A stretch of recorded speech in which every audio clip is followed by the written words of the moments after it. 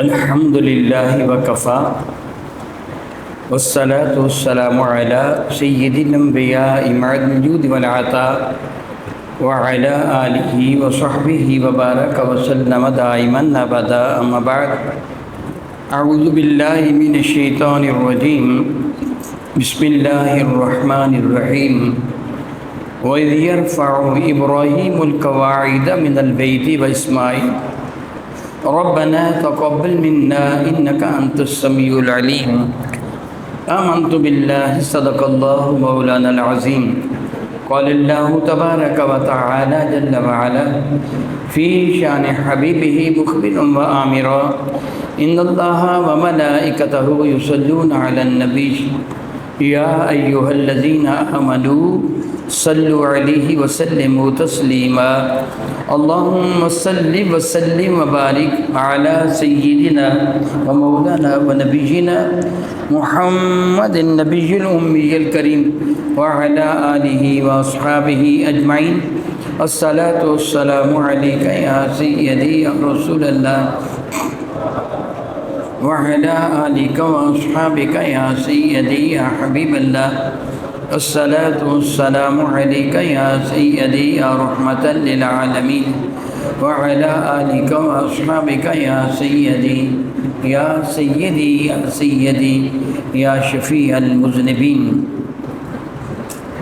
نہایت معزز محترم عوامی گرامی قدر، الحمدللہ تعالیٰ ثم الحمدللہ تعالیٰ، اللہ رب العزت جل وعلا کی عزت کی قسم، اللہ تعالیٰ نے ہم پر بہت بڑا احسان کیا کہ اپنے محبوب کا امتی بنا لیا.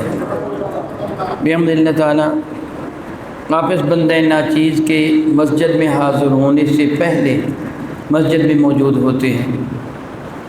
آپ کا یہ بیٹھنا بیکار نہیں ہوتا.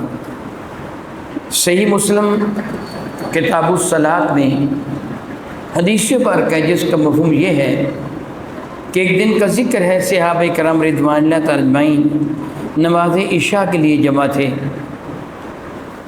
حضرت بلال حبشی رضی اللہ تعالیٰ نے بارگاہ بیکس پناہ میں صحابہ کے آنے کی اطلاع دی.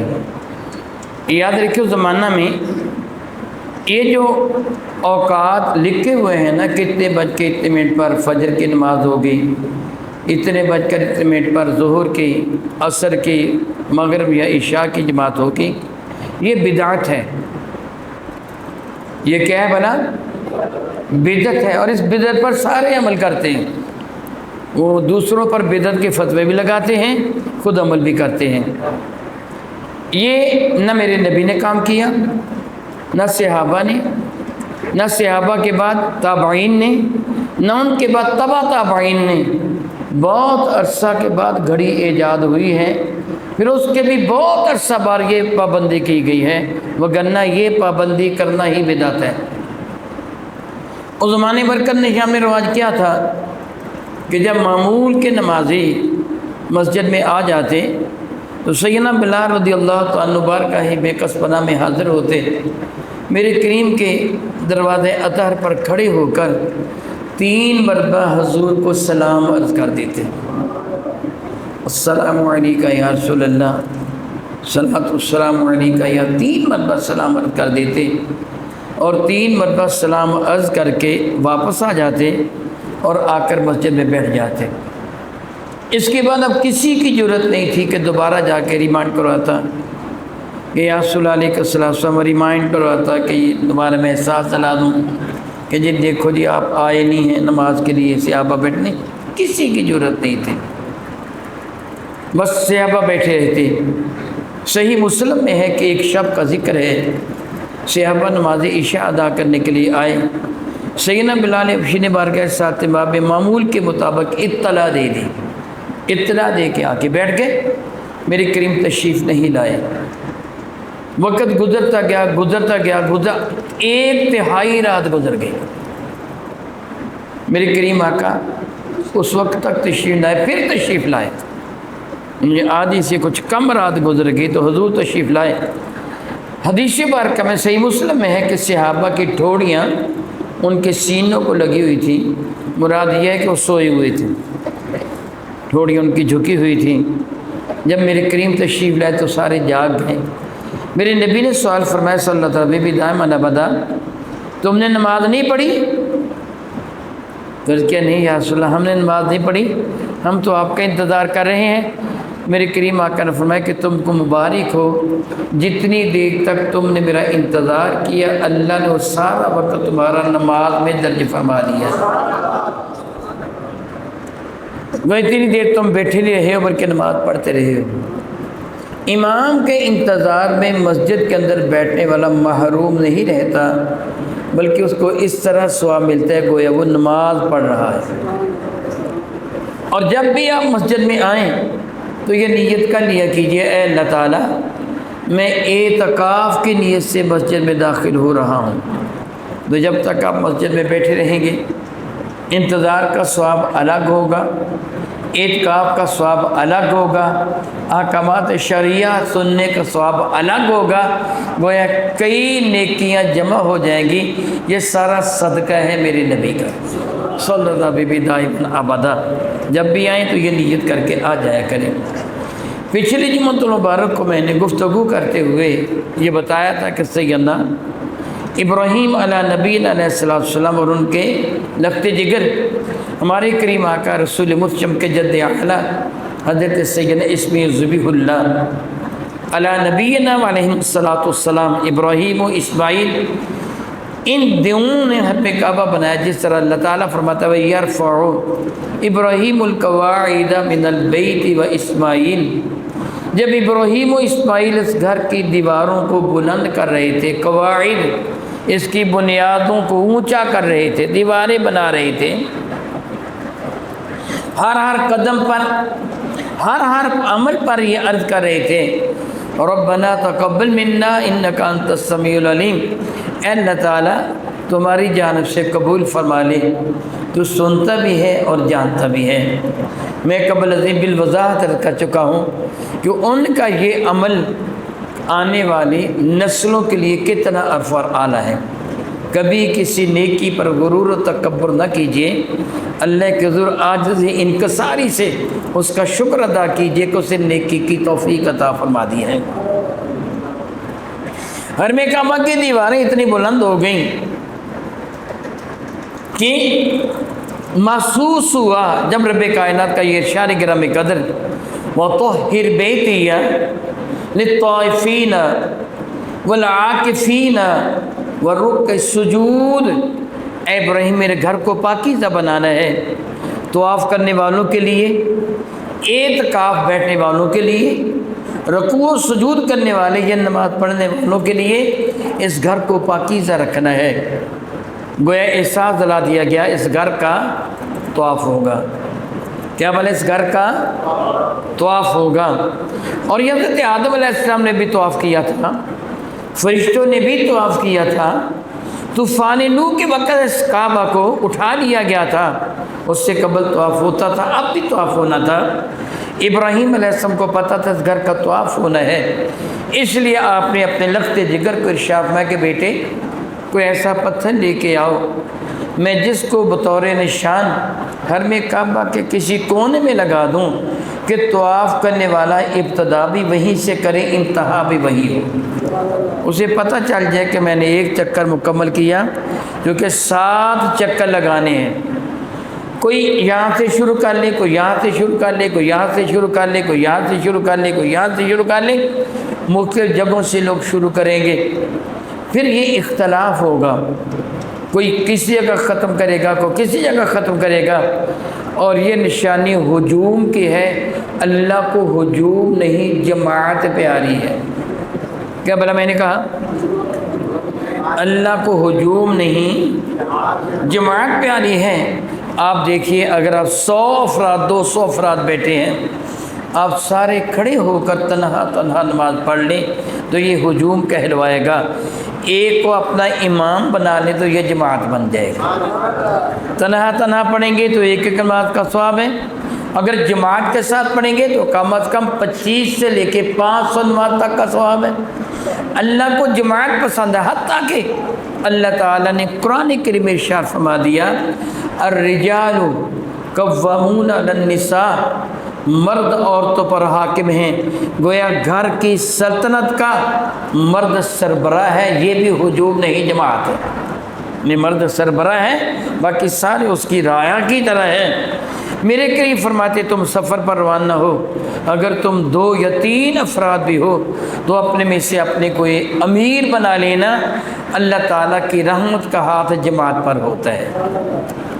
یوں ہوتا کہ کوئی کہیں سے شروع کرتا، کوئی کہیں سے شروع کرتا، کوئی یہاں ختم کرتا، کوئی وہاں ختم کرتا، یہ تو ہجوم کی علامت ہے۔ اللہ کو ہجوم پسند نہیں، جماعت سے محبت ہے، اس لیے حق یہ تھا کہ سارے شروع بھی ایک جگہ سے کریں اور ختم بھی ایک جگہ پر کریں۔ ویسے دیکھو فَأَيْنَمَا تَوَلُّوا فَثَمَّ وَجْهُ اللَّهِ، جس جانب بھی تم چہرہ کرو گے اپنے رب کو متوجہ پاؤ گے۔ اللہ تعالیٰ ہر سمت کیا ہے بھلا موجود ہے، اللہ تعالیٰ ہر جگہ موجود ہے، ہر سمت بلند آواز سے، ہر سمت ہر جگہ، مگر ہمیں حکم ہے نماز پڑھ تو ایک سمت منہ کر لو، ہجوم نہ ہو، جماعت ہو جائے، ایک نقطہ پہ جمع ہو جاؤ۔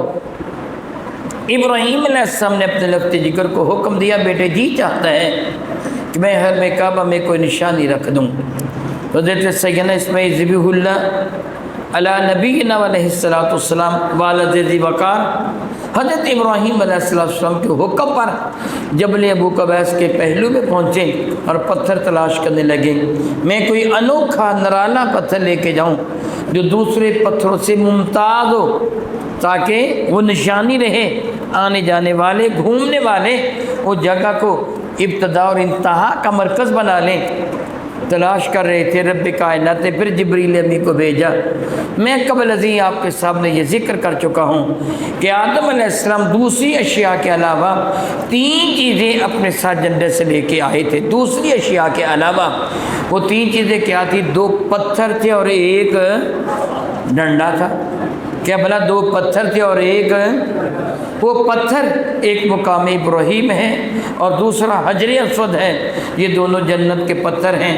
وہ ڈنڈا وہی ڈنڈا ہے جو موسیٰ کلیم اللہ کا عصا بنا تھا، جو حضرت آدم سے نسل در نسل چلتا ہوا شعیب علیہ السلام تک پہنچا، پھر شعیب علیہ السلام نے حضرت موسیٰ کو عطا کر دیا تھا۔ ایک پتھر جنت کا مقام ابراہیم وہ پہلے حضرت سیدنا اسماعیل لے آئے تھے، دوسرا پتھر یہ حجر اسود تھا جو آج حضرت اسماعیل اپنے ابا جی کے حکم پر اٹھا کر والد ذی وقار کی خدمت میں پیش فرما دیا۔ آپ نے اس کو حرم کعبہ کے ایک کونے میں لگا دیا۔ بڑا خوبصورت پتھر تھا، بلکہ بعض روایتوں میں کہ بڑا نورانی پتھر تھا۔ میں نے یہ بھی پڑھا، حقیقت سے میرا اللہ واقف ہے، اس سے نور کی اتنی شعائیں پھوٹی تھیں، گرد گرد کا وہ ماحول منور ہو گیا تھا جس کو حدود حرم قرار دیا گیا ہے۔ حقیقت سے میرا اللہ واقف ہے۔ بہرحال میں کہہ رہا تھا یہ پتھر لے آئے،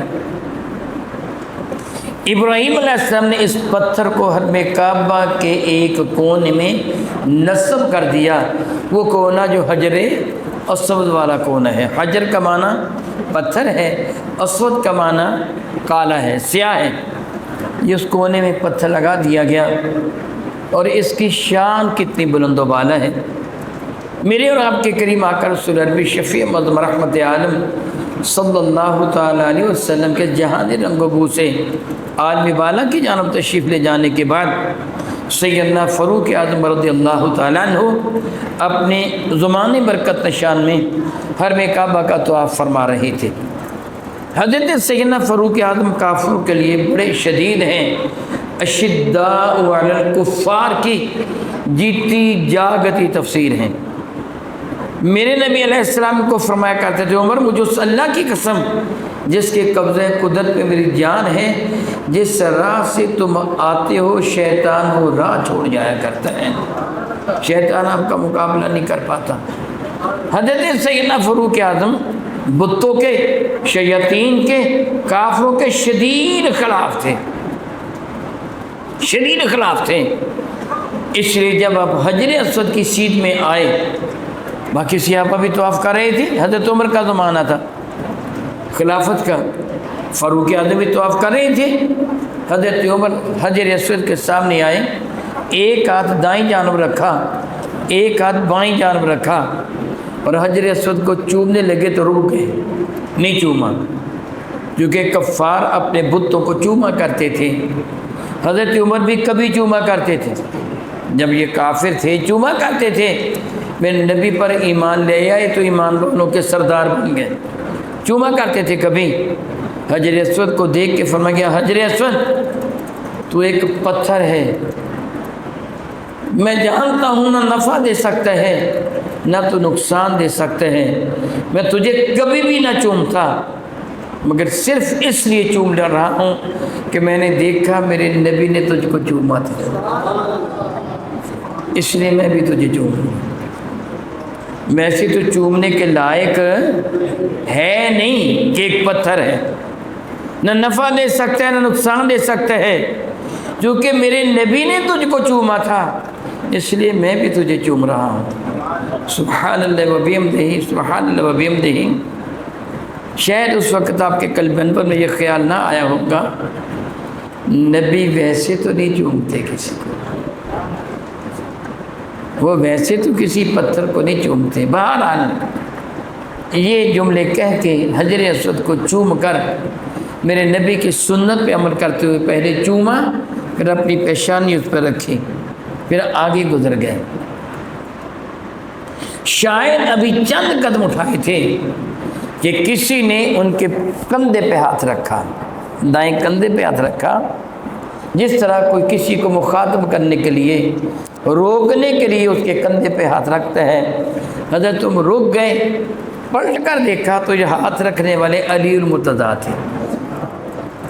حضرت عمر نے ان کی جانب دیکھ کر پوچھا، اے ابو الحسن کیا بات ہے، خیریت ہے؟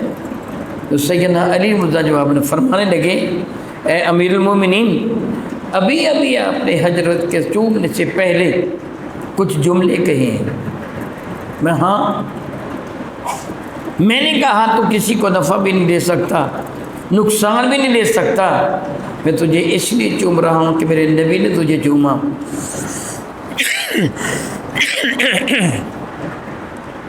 سیدنا علی مرزا فرمان گئے، عمر نہیں، میں نے سنا یہ پتھر نفع دے گا۔ کیا بلا یہ پتھر نفع دے گا؟ حضرت عمر عرض کرنے لگے کہ باب مدینہ تو العلم، فرمائیے آپ نے میرے نبی سے کیا سنا؟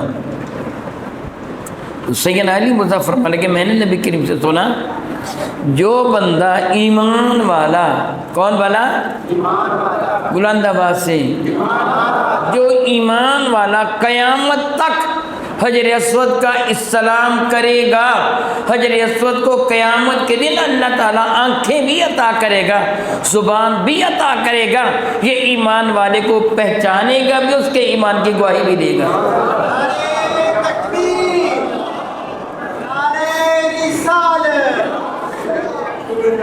اب اسلام کیا ہے؟ آپ کو یاد ہوگا کہ میں یہ بتا چکا ہوں کہ میرے کریم آقا نے ایک عمل فرمایا تھا، صحابہ کرام کو فرمایا تھا، خذوا عنی مناسککم، آؤ مجھ سے حج کے طریقے سیکھ لو، حجوا کما حججت، آئندہ اسی طرح تم نے حج کرنا ہے جس طرح میں مصطفیٰ حج کر رہا ہوں، صلی اللہ تعالی علی حبیبہ دائما ابدا۔ حجر اسود کو میرے نبی نے طواف کعبہ فرماتے ہوئے جب حجر اسود کی سیدھ میں آئے تھے تو میرے نبی نے حجر اسود کو چوما تھا، چوم کر اپنے دایاں ہاتھ دائیں جانب رکھا، حجر اسود کے دیر رکھا، بایاں ہاتھ ادھر رکھا، دونوں ہاتھ رکھنے کے بعد میرے نبی نے اپنا مبارک چہرہ آگے بڑھایا، حجر اسود کو چوما اور اپنا مبارک سر حجر اسود پر رکھا۔ صحابہ کرام نے میرے کریم آقا کے عمل کو دیکھا تھا، دوسرا چکر لگایا تو میرے نبی نے حجر اسود کو چوما نہیں، رش نہیں تھا، کیونکہ کسی کی جرأت نہیں تھی میرے نبی سے آگے بڑھ کر، سارے صحابہ پیچھے تھے، میرے کریم آقا ان کے مقتدا ہیں، باقی سارے مقتدی ہیں، مقتدا آگے چلنے والا، مقتدی پیچھے چلنے والے۔ میرے کریم نے اب حجر اسود کو چوما نہیں، حالانکہ آسانی سے چوم سکتے تھے، مبارک ہاتھ لگایا، اپنے مقدس ہاتھ کو خود ہی چوم لیا۔ صحابہ نے دیکھا، پھر میرے نبی نے طواف فرمایا، اب کی مرتبہ حجر اسود کو ہاتھ بھی نہیں لگایا، اس کی جانب اشارہ کیا، اشارہ کر کے مقدس ہاتھ کو چوم لیا۔ کتنے عمل ہو گئے؟ 3۔ پہلے براہ راست چوم لیا، دوبارہ دست مقدس سے مس کر کے ہاتھ چوم لیا، تیسری مرتبہ اشارہ کر کے چوم لیا، دست مقدس پہ چھڑی تھی، چوتھی مرتبہ جب طواف کیا تو اس کی جانب اشارہ کیا، چھڑی کے ساتھ اپنی چھڑی کو چوم لیا۔ مکمل عمرہ طواف فرمانے کے بعد صحابہ سے ارشاد فرمایا، کیا تم نے میرے اعمال دیکھے حجر اسود کے بارے میں؟ کہ جی یا رسول اللہ علیہ السلام دیکھا۔ آپ نے براہ راست اس کو چوم لیا، ہاتھ لگا کے چوم لیا، اشارہ کر کے چوم لیا، چھڑی کے ساتھ اشارہ کر کے چھڑی کو چوم لیا۔ کریم آ کر میں سنوں، جس سے جس طرح آسانی کے ساتھ عمل کر ہو سکے کر لینا، سب کو برابر کا ثواب مل جائے گا۔ کتنا کرم کیا میرے کریم، کتنا کرم کیا میرے کریم نے۔ اس جگہ میں ضمناً ایک بات یہ عرض کروں گا، آج حجر اسود کو چومنے کی یہ دھنگا مشتی ہوتی ہے، ہماری بہو بیٹیاں بھی کوشش کرتی ہیں ان میں گھسنے کی، یہ فعل حرام ہے۔ جب میرے نبی نے سب چیزوں کو سنت قرار دے دیا تو دور سے اشارہ کر کے اس کی طرف استلام کر لینا کافی ہے۔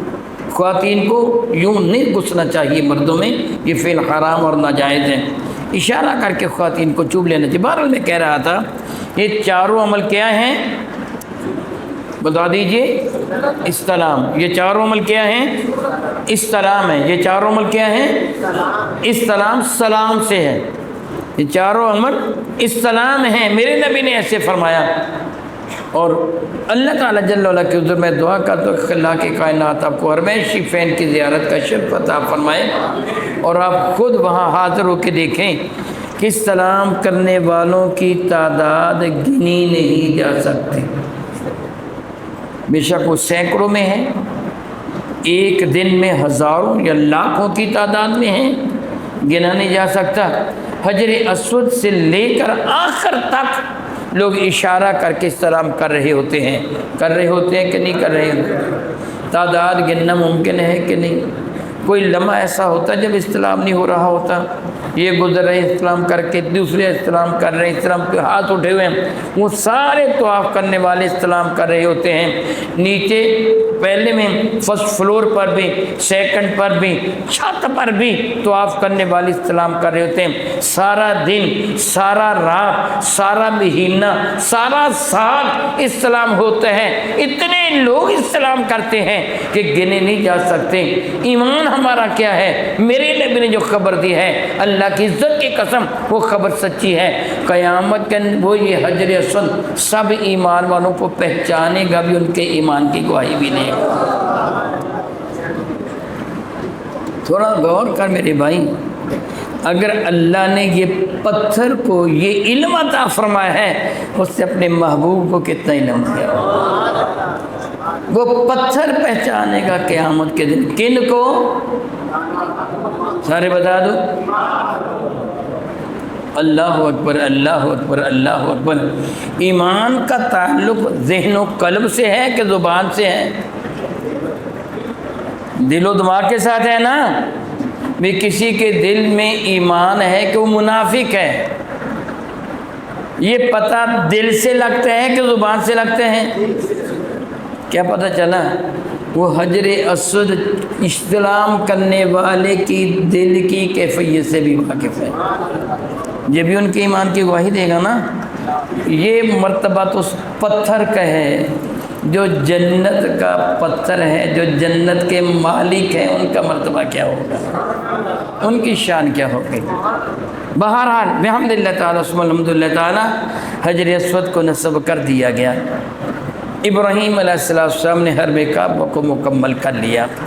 حرم کعبہ کو مکمل کرنے کے بعد آپ نے دعا مانگی، ربنا وجعلنا مسلمین لک ومن ذریتنا امۃ مسلمۃ لک وارنا مناسکنا وتب علینا انک انت التواب الرحیم۔ रब्बना वबअस फ़ीहिम रसूलन मिनहुम यतलू अलैहिम आयातिका व युअल्लिमुहुमुल किताब वल हिकमा व युज़क्कीहिम इन्नका अंतल अज़ीज़ुल हकीम। आपकी दुआ के अल्फाज अल्लाह ताला ने कुरान करीम में नकल फरमा दिए। ये दुआ इब्राहीम अलैहिस्सलाम ने कब मांगी बताइए भला? माशाल्लाह सारे जाग रहे हैं ना, क्या ख्याल है? सारे जाग रहे हैं ना। कब मांगी? जब हरम काबा को मुकम्मल कर चुके। दरअसल आपने हज़रत आदम की सुन्नत अदा की थी। रवायात मुक़द्दसा में आते हैं कि जब आदम अलैहिस्सलाम ने अल्लाह के हुक्म से हरम काबा मुकम्मल किया था ना, तो तब आपने भी दुआ मांगी थी। मरकू में है कि हज़रत आदम अलैहिस्सलाम ने हरम काबा बनाया, अल्लाह के हुक्म से फरिश्ते मुआवन थे।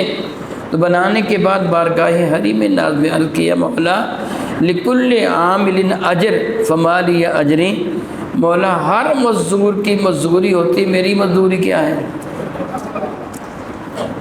गौर करेंगे ना, सुनेंगे नहीं तनहा, गौर करेंगे तो एक सवाल पैदा होता है। माज कहानी के तौर पर सुन के घरों को चले जाएं जुदा बात है, गौर करेंगे तो सवाल पैदा होते हैं। आदम तो पहले इंसान है, अभी तो मजदूरी का तसव्वुर ही नहीं था। कोई मजदूरी भी होती है, उसकी उजरत भी होती है वगैरह वगैरह, इसका तो तसव्वुर ही नहीं था।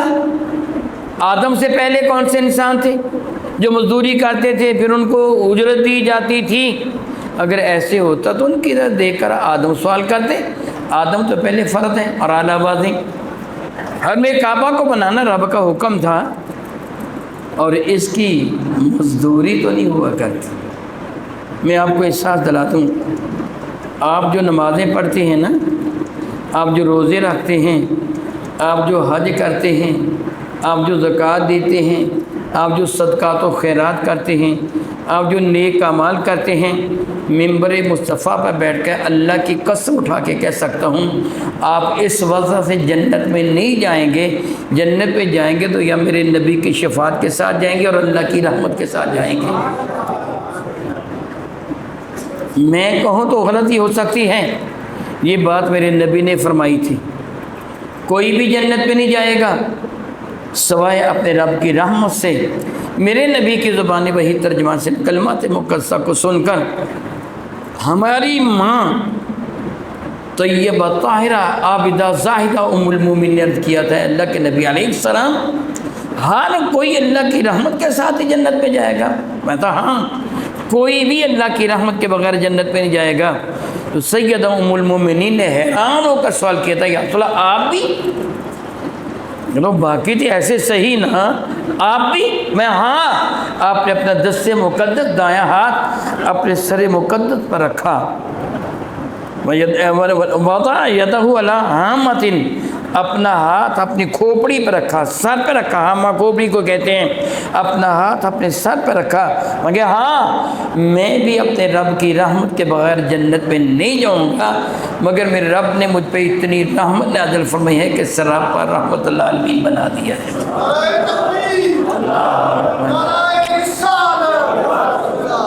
गोया अब तो मेरे सदका से लोग जन्नत में जाएंगे, मुझे इतनी रहमत अता फरमा दी। तो मैं कह रहा था, फिर ये नमाज़ पढ़ते हैं, रोज़ा रखते हैं, हज करते हैं, ये ज़कात देते हैं, ये क्या है? तो मेरे भाई ये अल्लाह के उस नेमत का शुक्र तू अदा करे जो रब ने तुझे अता फरमाई है। तुझे इंसान बनाया, वो जानवर तो नहीं बना दिया, बैल गधा कुत्ता घोड़ा तो नहीं बना दिया। और कितनी मरतबा मैं ये बता चुका हूँ, तेरे रब ने कद करमना बनी आदम फरमाकर तुझे इज़्ज़त व अज़मत का ताज अता फरमाया। हर जानवर का सर खाने के सामने झुकता है, पानी के सामने झुकता है। तेरे अल्लाह ने तुझे इतनी इज़्ज़त अता फरमाई, तेरा खाना तेरा पानी तेरे हाथों के ज़रिए चल कर खुद तेरे मुँह तक आता है। तेरा सर झुकेगा तो तेरे रब के सामने झुकेगा। तेरे रब ने तुझे हाथ पाँव नाक मुंह सर आँखें से तो तंदुरुस्ती, कितनी नेमतें عطا فرمائی ہیں، فرماتے تم میری نعمتوں کو گنو گے، تعدوا نعمت اللہ لا تحصوها، نعمتوں کو گنتے چلے جاؤ، تم نعمتوں کی گنتی مکمل نہیں کر سکو گے۔ تیرے رب نے اتنی نعمتیں دی ہیں، یہ نماز تو ان نعمتوں کے شکر کے طور پر ادا کرتا ہے، اس کا معاوضہ نہیں ہے۔ اپنے رب کو راضی کرنے کے، تیرے رب نے حکم دیا یہ عمل کر، میں نے تجھے یہ نعمتیں دی ہیں، اسی لیے قیامت کے دن قاری صاحب سے پوچھا جائے گا، شہید سے پوچھا جائے گا، سخی سے پوچھا جائے گا، میں نے تجھے اتنی نعمتیں عطا کی تھیں، تو نے کیا ان کا شکر ادا کیا ہے؟ اور جب ریاکار ہوں گے تو ان کو جہنم میں ڈال دیا جائے گا۔ ہم تو رب کی نعمتوں کا شکر ادا کرنے کی کوشش کرتے ہیں، وگرنہ ان کی اجرت، جنت ان کی اجرت میں نہیں ہے، جنت رب کی رحمت کی وجہ سے ہے۔ تو یہاں بھی حضرت آدم کو رب نے حکم دیا تھا، جس طرح ہمیں حکم دیا۔ دراصل اللہ کی عزت کی قسم اٹھا کے کہتا ہوں کہ مجھ کو میرے اللہ کی عزت کی قسم، میرا اللہ اپنے بندوں پر بڑا ہی کریم ہے، بڑا ہی کریم ہے، بڑا ہی کریم ہے۔ اس کے محبوب بھی بڑے کریم ہیں، بڑے ہی کریم ہے، بڑے ہی کریم ہے۔ رب ذوالجلال اپنے بندوں پہ کرم فرماتا ہے، مگر ڈائریکٹ نہیں، کسی کے وسیلے سے کرم فرماتا ہے۔ دیکھیے نا، ہمیں کتنی نمازیں عطا کی گئی تھی، اللہ کے علم پر اعتراض کرنے والا کافر ہو جائے گا، اللہ کے علم پر اعتراض کرنے والا کافر ہو جائے گا، دائرہ اسلام سے خارج ہو جائے گا۔ کیا رب کو پتہ نہیں تھی یہ 50 نہیں رہیں گی، 5 رہ جائیں گی؟ پتہ تھا نا، پھر پہلے 5 کیوں نہ دی؟ یہ کرم کرنا تھا تو میرے نبی کے صدقہ سے کرنا تھا، موسیٰ کلیم اللہ کے صدقہ سے کرنا تھا کہ پڑھو گے 5 اور اجرت 50 کی عطا کی جائے گی۔ یہ اس کا کرم ہے نا، اب بندوں پہ کرم کرنا تھا، وسیلہ بنایا حضرت آدم کو۔ آدم تم دعا مانگو، آپ نے دعا مانگی، مولا میں نے یہ گھر بنایا، اس کا اجر مجھے دے، یہ ان کے دل میں رب نے ڈالا تاکہ بندوں پر میرے کرم کا ان کے وسیلہ سے راستہ آسان ہو جائے۔ رب کائنات فرمایا کہ جب تو نے غفرت لکا، جب تو نے اس کا طواف کیا میں نے تیری مغفرت فرما دی۔ اس کا ترجمہ بعض حضرات نے یہ کیا، میں نے غفرت لکا، میں نے تیری مغفرت فرما دی، تیرے گناہ معاف کر دیے۔ مغفرت کا معنی گناہ معاف کرنا نہیں ہوتا، غفر کا معنی کیا ہوتا ہے؟ بہت مرتبہ بتا چکا ہوں، شاہ بادشاہ نے سچ کہا۔ غفر کا معنی کیا ہے؟ گویا اے آدم جب تو نے اس گھر کا طواف کیا، میری رحمت نے تجھے اپنے دامن کرم میں چھپا دیا، تیرے اوپر نیچے دائیں بائیں۔ میرے نبی کا ارشاد گرامی قدر کیا ہے کہ حرم کعبہ پر ہمہ وقت 120 رحمتیں نازل ہوتی رہتی ہیں، ہر وقت 120 رحمتیں نازل ہوتی رہتی ہیں، اور 60 رحمتیں اللہ تعالیٰ ان کو عطا فرماتا ہے جو طواف کعبہ کر رہے ہوتے ہیں۔ تو اے آدم جب تو نے طواف کیا، میرے رحمت نے تجھے اپنے دامن محبت میں لے لیا۔ حضرت آدم علیہ السلام نے کیا اللہ کے حکم سے، یہ بھی ان کے دل میں خیال اللہ نے ڈالا، وگرنہ کہتے مولا تیرا شکر ہے کہ تو نے مجھے اپنے دامن رحمت میں پناہ دے دی۔ آپ نے اکتفا اس پر نہیں کیا بلکہ کہ یا ربی زدنی، مولا یہ اجرت تھوڑی ہے اور دے، یہ اجرت ہے سبحان اللہ اس سے مانگ رہے ہیں جس کے خزانوں میں کمی نہیں ہے، وہ ذات بابرکات جس سے تھوڑا مانگو تو ناراض ہو جاتا ہے۔ اے بے وقوف، کیا تو نے میرے خزانوں میں کمی سمجھی ہے؟ زیادہ مانگ، تھوڑا کیوں مانگتے ہیں؟ دنیا مانگنے والوں پہ ناراض ہے۔ ربنا آتنا فی الدنیا حسنہ، اے اللہ دنیا کی ساری اچھی چیزیں مجھے دے دے، اور فی الآخرۃ حسنہ، آخرت کی ساری اچھی چیزیں مجھے دے دے۔ یہ مانگنے والے سے راضی ہے کہ مانگو، دل کھول کے مانگو، کنجوسی کے ساتھ نہ مانگو، کنجوس تم ہو، وہ تو کریموں کا کریم ہے۔ آدم کہتے مولا اور دے، یہ تھوڑا ہے۔ تو ارشاد گرامی قدر فرمایا کہ اے آدم، میں نے یہ پڑھا تفسیر میں کہ رب نے فرمایا اے آدم جس کے جو طواف کرے گا تیرے بعد، جو طواف کرے گا ایمان کے ساتھ، ایمان کے ساتھ جو بھی طواف کرے گا میں اس کے گناہ بھی معاف فرما دوں گا۔ حضرت آدم نے کیا مولا اور عطا کر، یہ بھی تھوڑا ہے۔ تو رب کائنات فرمایا اے آدم میں وعدہ کرتا ہوں جو ایمان والا طواف کرتا ہوا کسی ایمان والے کے حق میں دعا مانگے گا میں اس کی مغفرت بھی فرما دوں گا۔ پھر آدم علیہ السلام کیا حسبی حسبی یا ربی، میرے مولا میرے لیے کافی ہو گیا، میرے لیے کافی ہو گیا۔ سوچئے رب کائنات کی یہ ساری نعمتیں حضرت آدم کے صدقہ سے ملی ہیں۔ اللہ تعالیٰ یہ کرم فرمانا چاہتا تھا اپنے بندوں پر، ڈائریکٹ کرم نہیں فرمایا، آدم کو بار بار مانگنے کی ترغیب دی اور ان کے مانگنے پر رب کی عطاؤں کا دروازہ کھلتا چلا گیا۔ سبحان اللہ و بحمدہ، سبحان اللہ و بحمدہ۔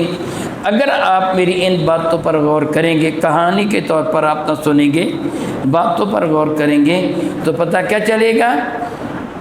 دیتا کون ہے؟ میرے نبی فرماتے ہیں، اپنی طرف سے میں نہیں کہہ رہا، صحیح بخاری ہے، کتاب کا نام کیا ہے؟ صحیح بخاری کتاب العلم، راوی ہے حضرت معاویہ۔ میرے نبی فرماتے ہیں انما انا القاسم واللہ یؤتی، اچھی طرح ذہن نشین کر لو، عطا رب فرماتا ہے، کائنات میں تقسیم میں مصطفیٰ کرتا ہوں۔ الحمدللہ تعالیٰ ثم الحمدللہ تعالیٰ، دیتا رب ہے مگر دیتا اپنے محبوب بندوں کے وسیلہ سے ہے۔ بحمدللہ تعالیٰ ہمارا یہی مسلک ہے، ہمارا مسلک قرآن و حدیث کے عین مطابق ہے۔ شکر ادا کیجئے الحمدللہ تعالیٰ ثم الحمدللہ تعالیٰ۔ میرے اللہ کا حکم ہے لئن شکرتم لأزیدنکم، اگر تم میری نعمت کے ملنے پر میرا شکر ادا کرو گے میں نعمت میں اضافہ کر دوں گا۔ بطور شکر نعمت میں ذکر کرتا ہوں، آپ جانتے ہیں کہ تقریباً 1 سال پہلے ہمارے خبیث اور بدترین دشمن دہشت گرد بھارت نے پاکستان پر حملہ کرنے کا بہانہ تلاش کیا اور اس کے بعد پاکستان پر حملہ کر دیا۔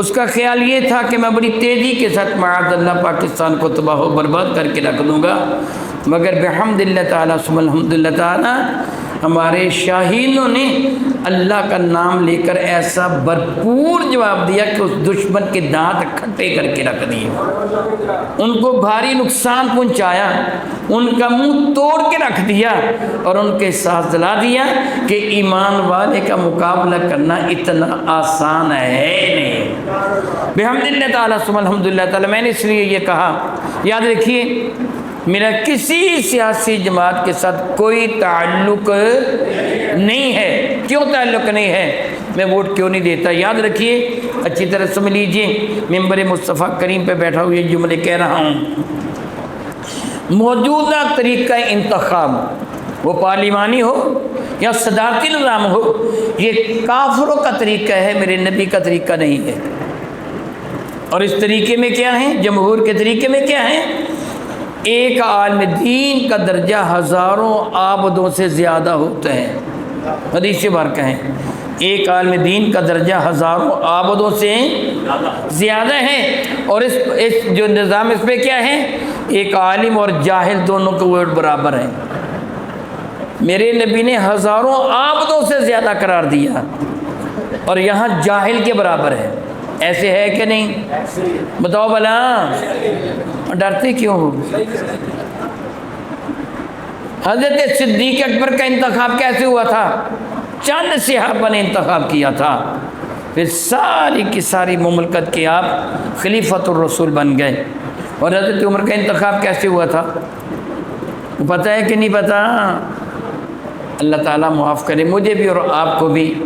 اتنا عرصہ ہو گیا مجھے آپ کے سامنے گفتگو کرتے ہوئے، میں آپ کو کہانی نہیں سناتا، مسائل بتاتا ہوں، اب سارے عالم دین بن جانا چاہیے تھے۔ کتنا 1977 سے میں آپ کو یہ کہانیاں نہیں سناتا، شعر پڑھ کے داد نہیں لیتا، پیسے اکٹھے نہیں کرتا، ہم کو حقائق بتاتا ہوں، ایسے ہے نا۔ پھر حضرت فاروق اعظم کا انتخاب حضرت ابوبکر نے کیا تھا، ایک شخص نے۔ کتنے لوگوں نے؟ صرف ایک شخص نے انتخاب کیا، سیدنا فاروق اعظم کا۔ حضرت عثمان غنی کا انتخاب صاحب الرائے نے کیا تھا، حضرت عمر نے نہیں کیا تھا۔ حضرت عمر نے صاحب الرائے صاحب کا نام لیا تھا، جو عشرہ مبشرہ میں ہیں یا جو بدر والے ہیں، اور فرمایا تھا کہ میرا بیٹا مشورہ دے سکتے اس کو خلیفہ نہیں بنانا ہے۔ پھر حضرت عبد الرحمن بن عوف نے ان سے مشورہ کر کے عثمان غنی کو خلیفہ چنا تھا۔ حضرت عثمان غنی کے بعد اہل مدینہ نے حضرت علی کو خلیفہ چنا تھا۔ یہ طریقہ کار اسلام میں خلافت کے چننے کا موجودہ طریقہ یہ یہودیوں اور عیسائیوں کا طریقہ ہے۔ اس لیے میں کسی جماعت کی حمایت لیکن سچ کی حمایت کروں گا۔ کیا بنا؟ سچ کی حمایت کروں گا۔ اب ڈھیلے ہو گئے، تھک گئے ہو غالباً۔ کیا بنا؟ کس کی حمایت کریں گے ہم؟ سارے بتا دوں۔ میرا اللہ فرماتا کونوا مع الصادقین، سچوں کے ساتھ ہو جاؤ۔ تعاونوا علی البر والتقوی، نیکی اور بھلائی کے کام میں معاون بننا۔ ولا تعاونوا علی الاثم والعدوان، برائی اور گناہ کے کام میں تعاون نہ بننا۔ معاون جس کے ساتھ محبت کرے گا اس کا معاون ہوگا، اس کے ساتھ جائے گا۔ مثلا امام حسین کو شہید کرنے والوں کی آج جو حمایت کرے گا وہ کن کے ساتھ اٹھے گا؟ ان کے ساتھ اٹھے گا نا، ان یزیدیوں کے ساتھ اٹھے گا نا۔ امام علی مقام کی حمایت کرنے والا جو جس کی حمایت کرے گا ان کے ساتھ اٹھے گا۔ چونکہ ہماری فوج نے الحمدللہ تعالیٰ اسلام اور پاکستان کی حفاظت کی ہے، اس لیے ہم اپنی فوج کی پھر ڈھیلے ہو گئے۔ ہاتھ اٹھا کے بتائیں، ہم اپنی مسلح افواج کی حمایت کرتے۔ جب تک ہماری فوج اسلام کے نام پر لڑائی کرتی رہے گی ہم اپنی فوج کی حمایت میں ہیں۔ جب تک ہماری فوج اسلام کی حفاظت میں کافروں سے لڑائی کرے گی ہم اپنی فوج کی حمایت میں ہیں بحمدللہ تعالیٰ، اگرچہ یہ حمایت مشروط ہے۔ اگر ہماری فوج ظلم کرے گی ہم اس کی حمایت میں نہیں، اگر وہ اسلام اور ایمان کی خاطر لڑائی کرے گی ان کی حفاظت بحمدللہ تعالیٰ۔ ہماری فوج نے اللہ کا نام لیا اور کفار کا مقابلہ کیا۔ اب میں نے اللہ کا نام لیا، مجھے کیسے پتہ چلا؟ شاید آپ کے علم بھی ہوگا اور آپ نے پڑھا ہوگا کہ اخبارات میں بھی تھا کہ آرمی چیف نے پہلے ان شاہینوں کو نماز پڑھائی، نماز پڑھانے کے بعد ان کو روانہ کیا تھا کہ اللہ کا نام لے کر اب روانہ ہو جاؤ۔ پھر مدر کس کی آئی؟ اللہ تعالیٰ کی۔ اس خبیث بھارت کو منہ توڑ جواب ملا، اور جب کافروں نے دیکھا کہ اب بنیے کی پٹائی ہو رہی ہے تو ایک بڑا کافر امریکہ کود پڑا، جی بس بس بس اب پٹائی بند کر دو۔ لیکن اگر اس کے برعکس ہوتا تو اگر نقصان پاکستان کا ہو رہا ہوتا امریکہ کبھی بھی جنگ بند نہ کرواتا، نقصان انڈیا کو ہو رہا تھا نا، بنی کو ہو رہا تھا۔ الکفر ملت واحدہ، اس لیے کافر نے چھلانگ لگا کے اس پہ کود پڑا، جی بس بس بس اب بند کر لو، جتنی پٹائی ہوئی ہے اتنی ہی کافی ہے۔ لیکن الحمدللہ تعالیٰ بنیان مرصوص اس کا نام رکھا گیا۔ قرآن کریم کی آیہ مبارکہ کے مطابق اس کا مطلب سیسا پلائی ہوئی دیوار۔ بحمدللہ تعالیٰ ثم الحمدللہ تعالیٰ، یہ جملہ بلا شک و شبہ ایمان کی نشانی ہے۔ ہم ایمان والے سارے کے سارے کفر کے مقابلے میں بنیان مرصوص ہیں۔ ہم سارے کے سارے کفر کے مقابلے میں سیسا پلائی ہوئی دیوار ہیں۔ یاد رکھیے میرے نبی فرماتے ہیں جس بندے کے دل میں کبھی کافروں کے خلاف جہاد کا جذبہ پیدا نہیں ہوتا وہ پکا ایمان والا نہیں ہے۔ ہمیشہ یاد رکھیے، اللہ تعالیٰ سے دعا کرتا ہوں کہ خلا کے عالم جل والے ہمیں حقائق کو سمجھنے اور عمل کی توفیق عطا فرمائے۔ آمین ثم آمین، وآخر دعوانا ان الحمد للہ رب العالمین۔